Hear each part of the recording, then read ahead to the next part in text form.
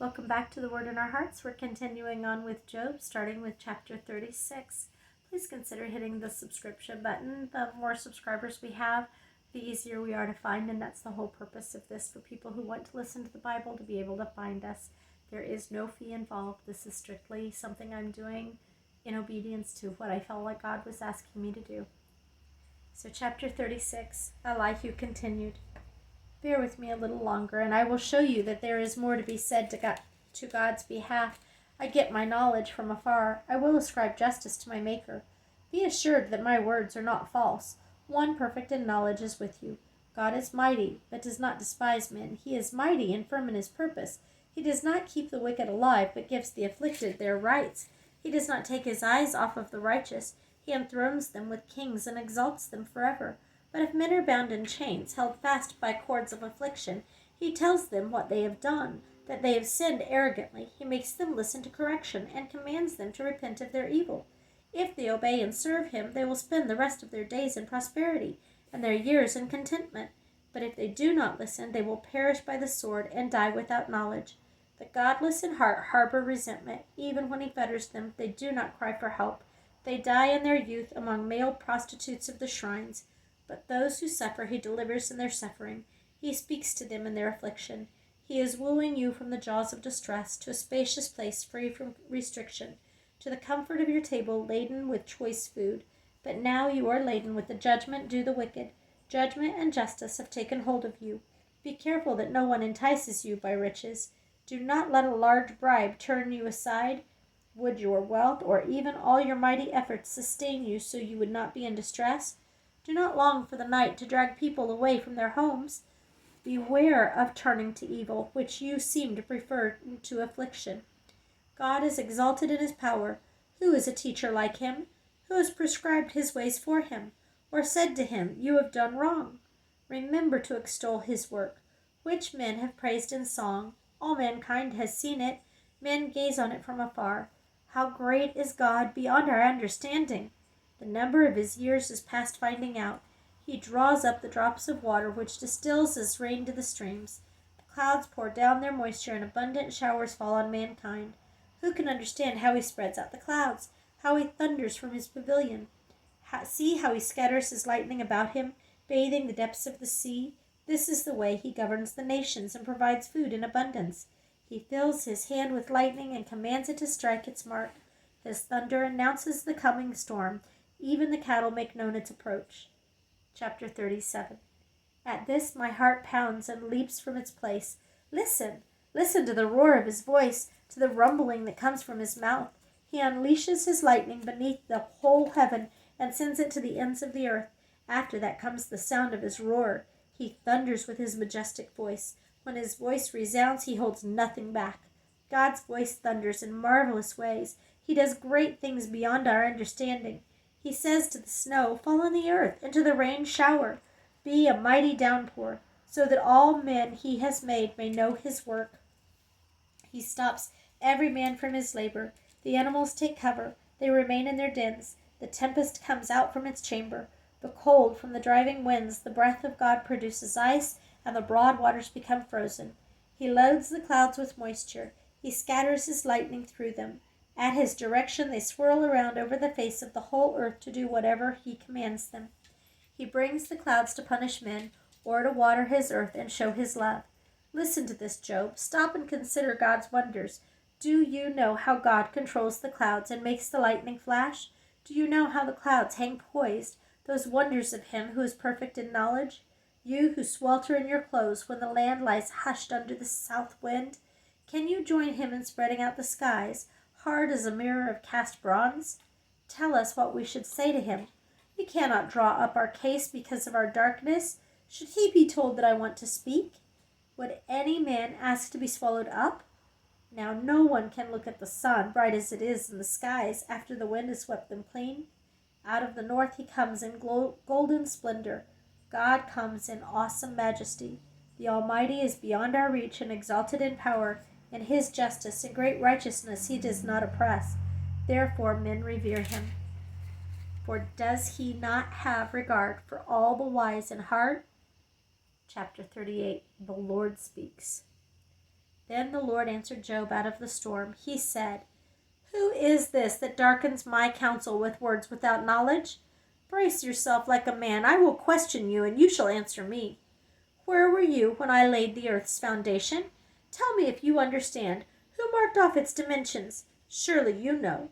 Who stretched a measuring line across it? On what were its footings set, and who laid its cornerstone? While the morning stars sang together, and all the angels shouted for joy. Who shut up the sea behind the doors when it burst forth from the womb? When I made the clouds its garment, and wrapped it in thick darkness, when I fixed limits for it, and set its doors and bars in place, when I said, this far you may come, and no farther, here is where your proud waves halt? Have you ever given orders to the morning, or shown the dawn its place, that it might take the earth by the edges, and shake the wicked out of it? The earth takes shape like clay under a seal. Its features stand out like those of a garment. The wicked are denied their light, and their upraised arm is broken. Have you journeyed to the springs of the sea, or walked in the recesses of the deep? Have the gates of death been shown to you? Have you seen the gates of the shadow of death? Have you comprehended the vast expanse of the earth? Tell me if you know all this. What is the way to the abode of light, and where does the darkness reside? Can you take them to their places? Do you know the paths to their dwellings? Surely you know, for you were already born. You have lived so many years. Have you entered the storehouses of the snow, or seen the storehouses of the hail, which I reserve for times of trouble, for days of war and battle? What is the way to the place where the lightning is dispersed, or the place where the east winds are scattered over the earth? Who cuts a channel for the torrents of rain, and a path for the thunderstorm, to water a land where no man lives, a desert with no one in it? To satisfy a desolate wasteland, and make it sprout with grass? Does the rain have a father? Who fathers the drops of dew? From whose womb comes the ice? Who gives birth to the frost from the heavens, when the waters become hard as stone, when the surface of the deep is frozen?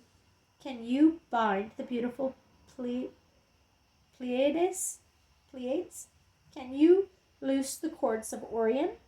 Can you bring forth the constellations in their seasons, or lead out the bear with its cubs? Do you know the laws of the heavens? Can you set up God's dominion over the earth? Can you raise your voice to the clouds and cover yourself with a flood of water? Do you send the lightning bolts on their way? Do they report to you? Here we are. Who endowed the heart with wisdom, or gave understanding to the mind?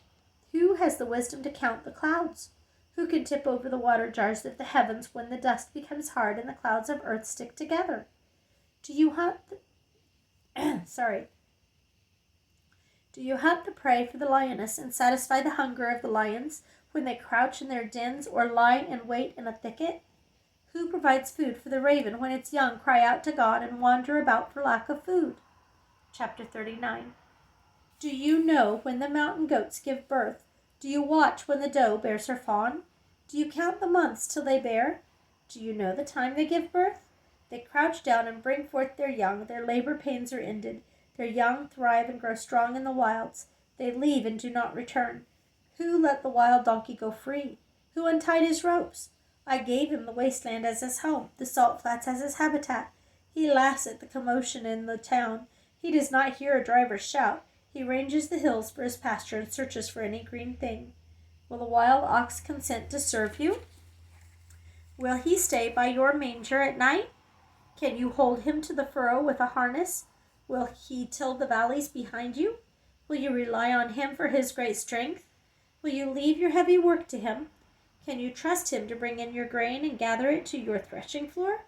The wings of the ostrich flap joyfully, but they cannot compare with the pinions and feathers of the stork.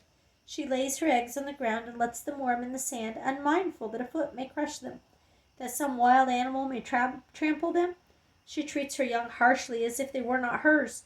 She cares not that her labor was in vain, for God did not endow her with wisdom or give her a share of good sense. Yet when she spreads her feathers to run, she laughs at horse and rider. Do you give the horse his strength, or clothe his neck with a flowing mane? Do you make him leap like a locust, striking terror with his proud snorting? He paws fiercely, rejoicing in his strength, and charges into the fray. He laughs at fear, afraid of nothing. He does not shy away from the sword. The quiver rattles against his side, along with the flashing spear and lance. In frenzied excitement he eats up the ground. He cannot stand still when the trumpet sounds. At the blast of the trumpet he snorts. Aha! He catches the scent of battle from afar, the shout of commanders and the battle cry. Does the hawk take flight by your wisdom and spread his wings toward the south? Does the eagle soar at your command and build his nest on high? He dwells on a cliff and stays there at night. A rocky crag is his stronghold. From there he seeks out his food. His eyes detect it from afar. His young ones feast on blood, and where the slain are, there is he. Chapter 40. The Lord said to Job, Will the one who contends with the Almighty correct him? Let him who accuses God answer him. Then Job answered the Lord, I am unworthy. How can I reply to you? I put my hand over my mouth. I spoke once, but I have no answer. Twice, but I will say no more. Then the Lord spoke to Job out of the storm. Brace yourself like a man. I will question you, and you shall answer me. Will you discredit my justice? Will you condemn me to justify yourself? Do you have an arm like God's and can hear your voice thunder like his? Then adorn yourself with glory and splendor and clothe yourself in honor and majesty. Unleash the fury of your wrath. Look at every proud man and bring him low. Look at every proud man and humble him. Crush the wicked where they stand. Bury them in all the dust together. Shroud their faces in the grave. Then I myself will admit it to you that your own right hand can save you. Look at the behemoth which I made along with you, and which feeds on grass like an ox. What strength he has in his loins, what power in the muscles of his belly. His tail sways like a cedar, the sinews of his thighs are close knit. His bones are tubes of bronze, his limbs like rods of iron. He ranks first among the works of God, yet his maker can approach him with his sword. The hills bring him their produce, and all the wild animals play nearby. Under the lotus plants he lies, hidden among the reeds in the marsh. Lotuses conceal him in their shadow. The poplars by the stream surround him. When the river rages, he is not alarmed. He is secure, though the Jordan should surge against his mouth. Can anyone capture him by the eyes, or trap him and pierce his nose? Chapter 41. Can you pull in the Leviathan with a fishhook, or tie down his tongue with a rope? Can you put a cord through his nose, or pierce his jaw with a hook? Will he keep begging you for mercy? Will he speak to you with gentle words? Will he make an agreement with you for you to take him as your slave for life? Can you make a pet of him like a bird, or put him on a leash for your girls? Will traders barter for him? Will they divide him up among the merchants? Can you fill his hide with harpoons, or his head with fishing spears? If you lay a hand on him, you will remember the struggle and never do it again. Any hope of subduing him is false. The mere sight of him is overpowering. No one is fierce enough to rouse him. For who then is able to stand against me? Who has a claim against me that I must pay? Everything under heaven belongs to me. I will not fail to speak of his limbs, his strength, and his graceful form. Who can strip off his outer coat? Who would approach him with a bridle? Who dares open the doors of his mouth, ringed about with his fearsome teeth? His back has rows of shields tightly sealed together. Each is so close to the next that no air can pass between them. They are joined fast to one another. They cling together and cannot be parted. His snorting throws out flashes of light. His eyes are like the rays of dawn. Firebrands stream from his mouth. Sparks of fire shoot out. Smoke pours from his nostrils as from the boiling pot over a fire of reeds. His breath sets coals ablaze, and flames dart from his mouth. Strength resides in his neck. Dismay goes before him. The folds of his flesh are tightly joined. They are firm and immovable. His chest is hard as rock, hard as a lower millstone. When he rises up, the mighty are terrified. They retreat before his thrashing. The sword that reaches him has no effect, nor does the spear or the dart on the javelin. Iron he treats like straw, and bronze like rotten wood. Arrows do not make him flee. Sling stones are like chaff to him. A club seems to him but a piece of straw. He laughs at the rattling of the lance. His undersides are jagged potsherds, leaving a trail in the mud like a threshing sledge. He makes the depths churn like a boiling cauldron, and stirs up the sea like a pot of ointment. Behind him he leaves a glistening wake. One would think the deep had white hair. Nothing on earth is his equal, a creature without fear. He looks down on all that are haughty. He is king over all that are proud. Chapter 42. Job. Then Job replied to the Lord, I know that you can do all things. No plan of yours can be thwarted. You asked, who is this that obscures my counsel without knowledge? Surely I spoke of things I did not understand, things too wonderful for me to know. You said, listen now, and I will speak. I will question you, and you shall answer me. My ears had heard of you, but now my eyes have seen you. Therefore I despise myself and repent in dust and ashes. Epilogue. After the Lord had said these things to Job, he said to Eliphaz the Temanite, I am angry with you and your 2 friends, because you have not spoken of me what is right, as my servant Job has. So now take 7 bulls and 7 rams, and go to my servant Job, and sacrifice a burnt offering for yourselves. My servant Job will pray for you, and I will accept his prayer, and not deal with you according to your folly. You have not spoken of me what is right, as my servant Job has. So Eliphaz the Temanite, Bildad the Shuhite, and Zophar the Naamathite did what the Lord told them, and the Lord accepted Job's prayer. After Job had prayed for his friends, the Lord made him prosperous again, and gave him twice as much as he had before. All his brothers and sisters and everyone who had known him before came and ate with him in his house. They comforted and consoled him over all the trouble the Lord had brought upon him, and each one gave him a piece of silver and a gold ring.